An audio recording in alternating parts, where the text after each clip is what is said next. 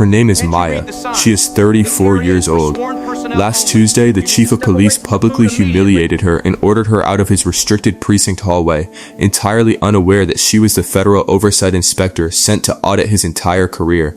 He pointed a heavy finger toward the glass exit doors, his silver star badge catching the harsh overhead fluorescent lights. In less than 72 hours, he would lose that badge, his lucrative municipal pension, and his carefully curated public pride. Before we tell you what happened next, please take a moment to like and subscribe, but only if this story resonates with you. Drop your city and local time in the comments. We love knowing where you are listening from. 2. Flashback in family hierarchy. The local precinct operated more like a private family dynasty than a public service building. Chief Sterling commanded the department with an unyielding expectation of absolute loyalty, rewarding blind compliance far above actual competence. The favored son within the department was Lieutenant Harris, a man who consistently failed basic procedural protocols but happily covered the chief's personal shifts during the holiday seasons. Maya arrived at the department not as a uniformed officer, but in plain clothes, assigned to quietly observe the daily operations before her formal federal audit officially commenced. Her presence was easily ignored. Her only rare ally was Sergeant Miller, an older desk veteran who managed the records room. Miller kept his head down, heavily focused on securing his impending retirement, but he quietly handed her accurate, unredacted shift logs when no one was watching. He knew the department was rotting from the inside out, functioning on ego rather than the law. 3. Mistreatment montage. The pattern of mistreatment from the chief and his inner circle was quiet, but it accumulated with consistent weight. On her first Monday, Maya sat in the morning briefing room holding a simple yellow notebook. Chief Sterling bypassed her entirely, handing the weekly operational reports exclusively to his uniformed inner circle. The bitter scent of stale coffee filled the crowded room as he loudly joked about unsworn civilians getting in the way of real police work. 2 days later, she calmly requested standard access to the quartermaster's inventory logs. Lieutenant Harris scoffed, tossing the heavy brass keys onto a high metal shelf completely out of her immediate reach. He cited a non-existent municipal protocol about security clearances. Maya simply retrieved a small step stool, her expression perfectly neutral, and took the keys without a word. By Friday, the exclusion became deeply financial and public. The department catered a large, expensive lunch for the quarterly review, funded entirely by the municipal budget. When Maya stepped into the tiled break room, the chief placed his heavy hand over the remaining food trays. He told her the meal was for sworn personnel only, his voice carrying clearly across the entire room. Maya nodded, stepping back into the cool hallway, the loud click of the closing door echoing sharply behind her. If you have ever experienced exclusion by people desperate to protect their own fragile power, let us know in the comments. 4. Inciting incident. The definitive break occurred on Tuesday, October 12th at precisely 9:15 a.m. Maya needed to review the physical evidence locker logs, a highly routine part of her initial mandate. She entered the restricted western hallway, holding her clipboard. Chief Sterling stepped out of his glass-walled office, his face flushing a deep, angry red. 5 uniformed officers, including Harris, paused at the far end of the corridor, watching the confrontation eagerly unfold. The chief did not ask to see her credentials. He did not ask her professional purpose. He simply pointed his hand toward the double doors. He stated that unauthorized civilians had no place in his restricted corridor, explicitly ordering her out immediately under aggressive threat of trespassing. Maya's only offense was simply existing in the hallway. Her response was brief, calm, and dignified.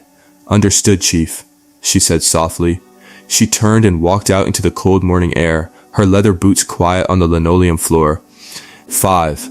Strategic preparation. Maya did not argue, and she certainly did not raise her voice. Instead, she prepared. Returning to the quiet solitude of her hotel room, she opened her encrypted federal laptop. She spent the next 48 hours meticulously compiling the unredacted logs Sergeant Miller had provided, deliberately cross-referencing them against the precinct's official budget submissions. The disparity amounted to over $400,000 in misallocated UST. She consulted via secure video link with the regional director of the Federal Oversight Committee, ensuring every single procedural step was legally flawless. She gathered the bank transfer records, printed them on heavy bond paper, and carefully placed them into 3 separate black binders. There was a brief moment of doubt at 2:00 a.m. on Thursday. The cold blue light of the laptop screen illuminated her tired eyes. She drank a glass of cold water, feeling the condensation chill her palms, and briefly wondered if the bureaucratic machine would simply close ranks and protect its own. But she looked down at the meticulous columns of hard numbers. The evidence was irrefutable. She placed the heavy binders into her leather briefcase, closed the clasps, and set her morning alarm. What do you think happened next? Tell us your thoughts below. 6.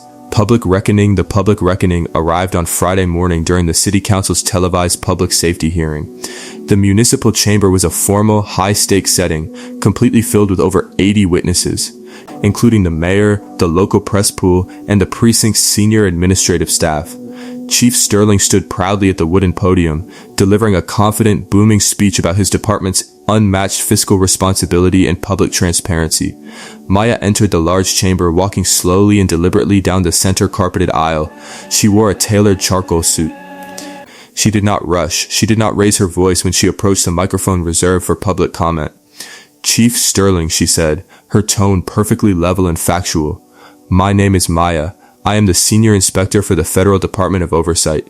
The chief gripped the hard edges of the podium. His knuckles instantly turned white. Maya opened the first heavy black binder. She read the exact dates and the precise dollar amounts of the missing municipal funds. She presented the unredacted shift logs. She never mocked him. She simply delivered the documentation, naming specific offshore accounts. The silence in the room was absolute, broken only by the sharp sound of pages turning. 7. Consequence cascade over the following 3 weeks. The natural consequences flowed swiftly and heavily. The City Council officially placed Chief Sterling on unpaid administrative leave by that exact same afternoon. Lieutenant Harris faced an immediate internal affairs investigation for his direct role in the altered shift logs, resulting in his permanent suspension and the loss of his pension benefits. The regional news networks broadcasted the detailed audit findings for 5 consecutive nights. Without his heavy silver badge and authority, Sterling's carefully constructed social standing in the city completely evaporated. The local country club revoked his membership due to the impending federal indictment. Maya remained entirely passive throughout the fallout. She did not give interviews. She simply returned to Washington, quietly filing her final reports and moving on to her next federal assignment. 8. Resolution scene. 6 months later, Maya sat at a small scarred wooden table in her sister's kitchen. The comforting smell of fresh bread and roasting garlic filled the warm domestic air. Rain tapped gently and rhythmically against the glass window pane. Sergeant Miller, now the acting interim chief of the newly reformed precinct, had sent a brief, respectful email earlier that day, thanking her for giving the honest officers their department back. She closed her phone and picked up her silver fork. There was peace here, surrounded by family. The antagonists were miles away, entirely absent from her quiet life. 9. Closing sermon. If you are watching this and you recognize yourself in this story, understand this truth.